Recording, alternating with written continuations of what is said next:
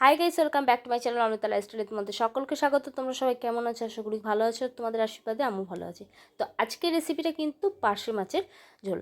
এই পার্শে মাছটা কিভাবে রান্না করব সবটাই তোমাদের সঙ্গে শেয়ার করব। তার আগে যারা চ্যানেলটিকে নতুন আছো তারা চ্যানেলটিকে তাড়াতাড়ি গিয়ে সাবস্ক্রাইব করে দাও, কারণ এরকম নিত্য নতুন আমি ভিডিও তোমাদের এখানেই পোস্ট করে থাকি। অনেক সুন্দর সুন্দর লেটেস্ট একদম রেসিপি, যেটা আনকমন। আর বাঙালির সবথেকে প্রিয় জিনিস তো হচ্ছে মাছ ভাত। তো ওর জন্য আজকের রেসিপিটা তাদের জন্য যারা মাছ খেতে ভীষণ পছন্দ করে। প্রথমে মাছটা ভালো করে ধুয়ে হলুদ লবণ মাখিয়ে কড়াইয়ের উপর তেল দিয়ে কিন্তু এবার ভালো করে তেলটা গরম হলে আমি মাছগুলো এক এক করে ছেড়ে দেবো। মাছগুলো দেখবে একদম যখন লালচে হয়ে যাবে তখন কিন্তু মাছটা ভাজা হয়ে যাবে। আর মাছ কিন্তু সবসময় একটু ভালো করে ভেজে নিলেই ভালো।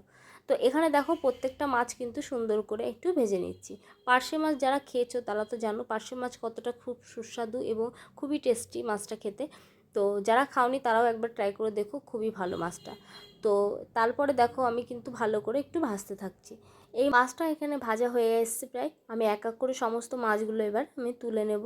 মাছটা ভালো করে ভাজা হয়ে গেলে এবার ওই একই তেলে কিন্তু আমি এখানে গোটা শুকনো লঙ্কা দিয়েছি একটা, আর একটুখানি কালো জিরে দিয়েছি। দিয়ে ভালো করে ওটাকে ভেজে নিতে হবে। তারপরে কিন্তু আমি সুন্দর করে পিস করে আলু কেটে রেখেছিলাম, যেটা কিন্তু এর তেলের মধ্যে এবার ছেড়ে দিয়েছি। উপর থেকে সামান্য একটু লবণ, একটু হলুদ দিয়ে ভালো করে নেড়ে ছেড়ে নেব। আলুগুলোর শেপগুলো তো দেখতেই পাচ্ছ, ঠিক এইভাবেই কাটলে দেখতেও সুন্দর লাগে আর পুরোপুরিভাবে আলুগুলো গলেও যায়। তো তারপরে একটুখানি 3টে কাঁচা লঙ্কা ছিল, সেই কাঁচা লঙ্কাগুলো আমি দিয়েছি এর মধ্যে। এবার আলুগুলোকে ভালো করে ভাজা হয়ে গেলে এবার আমি এখানে একটু আদা, বেশ কিছুটা আদা পরিমাণ মতো নিয়ে নেবে, সেটাকে ভালো করে পেস্ট করে নিতে পারো বা এইভাবে আদাটাকে ছাড়িয়ে নিতে পারো, একদম জিরি করে ঘষে নিতে পারো। আমি এটাকে দিয়ে ভালো করে আদা সহকারে তেলে ভালো করে ভাজতে থাকবো। আদাটা ভাজা হয়ে গেলে কিন্তু আমি এখানে টমেটোটা দিয়েছি। টমেটোটা দিয়ে এবার আলু সহকারে সুন্দর করে এটাকে ভেজে নেব। এই প্রসেসে করলে কিন্তু খেতে খুবই সুস্বাদু হয়। তারপরে কিন্তু সামান্য একটুখানি জিরের গুঁড়ো দিয়েছি। জিরের গুঁড়োটা দিয়ে কিছুক্ষণ নাড়ার পরে তারপরে আমি জল দিয়েছি।